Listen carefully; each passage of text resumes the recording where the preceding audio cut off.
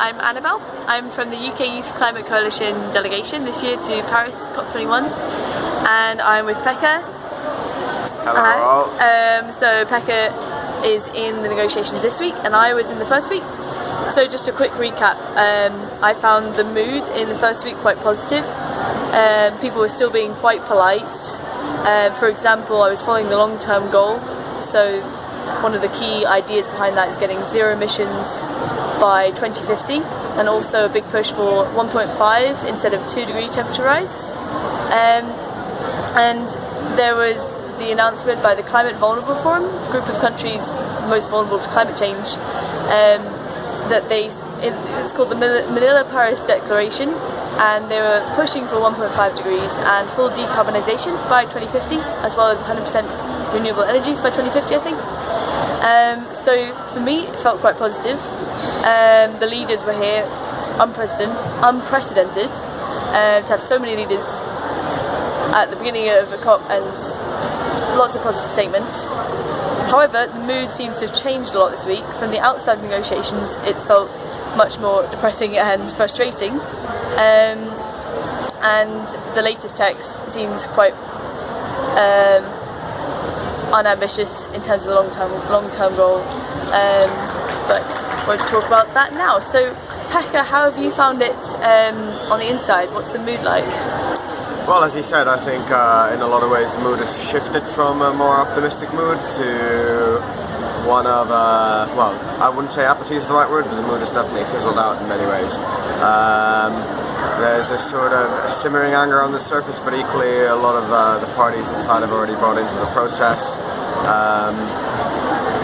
Many of the issues are still to be decided on. The latest version of the text has quite a few brackets. It's actually quite hard to say what's going inside the negotiations, as civil society has basically been shut out from the negotiations. Walking around and inside the negotiating halls, a lot of that early energy and optimism seems to have fizzled out. Today especially seems to be a bit of a weird day. We had a big action yesterday that had a lot of momentum beside it, but today the atmosphere seems a bit more fizzled out, and I think people are sort of gearing towards the end game. The next couple of days will be very interesting. Right. So can you tell us a bit more about the action yesterday? You were part of organising it, weren't you? I was indeed. So we had, civil society have come to the point where they feel that the promises made to them around transparency and openness of the process have been completely reneged, and the civil society voice has not been heard in the negotiations at all. A lot of the red lines for the climate have been crossed, and then the text in itself is very unambitious. And I feel, many of the global South organisations and many of the NGOs, indigenous groups, gender and other groups feel that their backs are against the wall, and something needs to be done imminently. Years of talking about the Paris process have led to very little.